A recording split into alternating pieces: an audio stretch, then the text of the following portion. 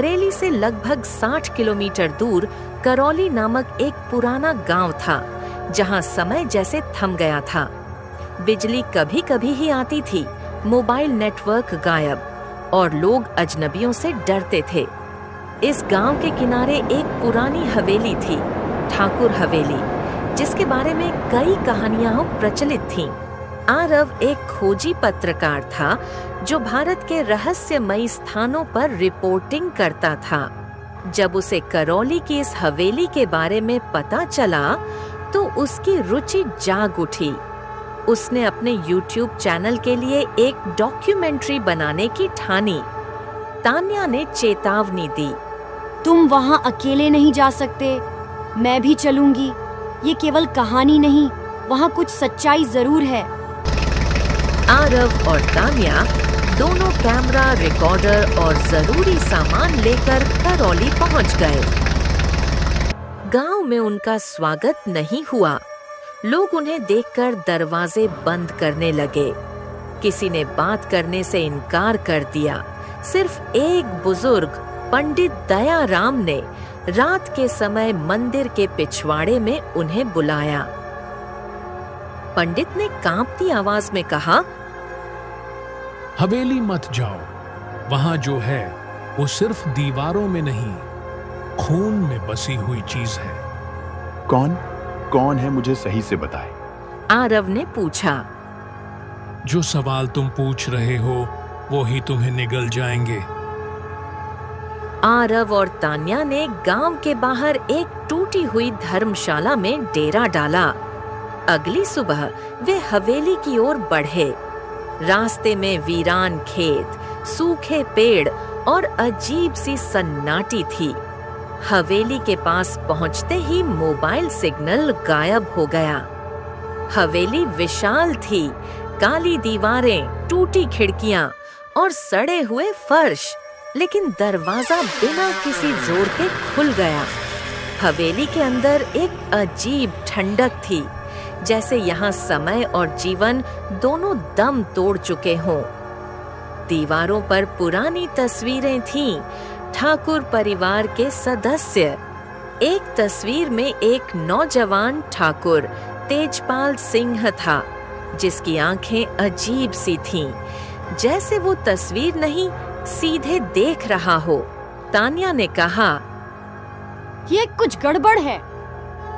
रात होते ही हवेली की हवा बदल गई। कमरे में मोमबत्तियां अपने आप बुझने लगीं। फर्श से किसी के चलने की आवाजें आईं। अचानक दरवाजा खुद ब खुद बंद हो गया। तान्या को महसूस हुआ जैसे किसी ने उसे छुआ हो। उसने चिल्लाकर कहा, यहाँ पर कोई है, उसने मुझे छुआ है। आरव ने लाइट डाली, पर वहां पर कोई मालूम नहीं हुआ। हवेली की पहली रात भयानक थी। तान्या के हाथ कांप रहे थे। उन्होंने किसी अदृश्य शक्ति को अपने पास महसूस किया था। आरव ने कैमरा बंद किया और अपने बैग से एक पुराना नक्शा निकाला, जो उसने लखनऊ के पुस्तकालय से हासिल किया था। इस नक्शे में हवेली के पुराने तहखानों और गुप्त दरवाजों का उल्लेख था। सुबह होते ही दोनों ने हवेली के बेसमेंट की ओर जाने का फैसला किया। फर्श पर जमी धूल और दीवारों पर बनी रहस्यमयी आकृतियां हवेली की कहानी बयां कर रही थीं। तहखाने में उतरते ही एक भारी सी लोहे की जाली मिली, जिस पर संस्कृत में कुछ उकेरा गया था। मुक्ति चाहो तो सत्य जानो, सत्य जानो तो आत्मा शांति पाए। जाली के पीछे एक बंद कमरा था, जिसमें एक पुराना लकड़ी का संदूक रखा था। तान्या ने संदूक खोला तो उसमें एक फटी पुरानी डायरी निकली, ठाकुर तेजपाल सिंह की। ठाकुर तेजपाल सिंह की डायरी में लिखा था, वर्ष 1996। पिताजी ने मुझसे कहा कि इस हवेली की रक्षा करना हमारा धर्म है, पर वे यह नहीं बताते कि आखिर हवेली में बंद क्या है और क्यों रात के समय खून की बू आती है। वर्ष 1998। रूपा मर गई, पर मरने से पहले उसने कहा, मैं लौटूंगी और तब यह हवेली राख हो जाएगी। उसी रात हवेली में आग लगी, पर वो खुद बुझ गई। हवेली बच गई, पर कुछ बदल गया। वर्ष 1999। मुझे रात को कोई बुलाता है, शायद रूपा। उसकी आत्मा अब हवेली में बंद है। पिताजी ने जो पाप किया उसका प्रायश्चित कोई नहीं कर सकता। डायरी पढ़ते पढ़ते तान्या की आंखों में आंसू थे। उसे जिंदा जलाया गया, आरव, और अब उसकी आत्मा बंद है। और वो कह रही थी, मुझे आजाद करो। अचानक हवेली का दरवाजा जोर से खटका। पंडित दयाराम बाहर खड़ा था, कांपता हुआ। क्या तुमने उसकी डायरी छू ली? उसने डर के मारे पूछा, तो आरव ने हाँ कह दिया। अब तुम्हें उससे माफी मांगनी होगी और बलिदान देना होगा। क्या मतलब? रूपा की आत्मा अब पूरी तरह जाग चुकी है। जो हवेली में है वो अब सिर्फ दीवारों में नहीं, तुम दोनों में भी समा सकती है। अगर उसे मुक्ति देनी है तो तुम्हें उसका अंतिम संस्कार करना होगा।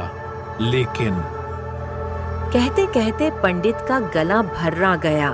फिर तान्या ने पूछा, लेकिन क्या कहना चाहते हैं आप? साफ साफ कहो। उसकी राख अभी भी हवेली के अंदर ही कहीं बंद है, जिसे ढूंढना आसान नहीं।